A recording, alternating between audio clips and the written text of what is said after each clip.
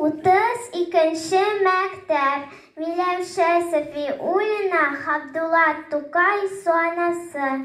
Жәй көне эссе һавада мин суда коенам, йөзәм, шәшрәтәм, уйныйм, чумам, башым белән суны сөзәм.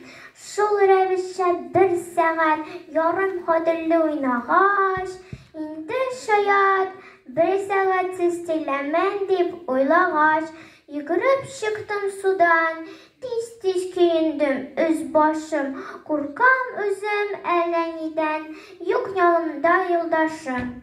Бер вакыт китәм дигәндә төште күзем басмага, карасам бер куркыныч хатын утырган басмада. Тында алмыйча торам, куркып кына тешне кысып, шунда яр буендагы куе агачларга посып, сачларын үргәч тарап, сикерде, төште суга ул, шунда да китте, тамам юк булды күздән шунда ул.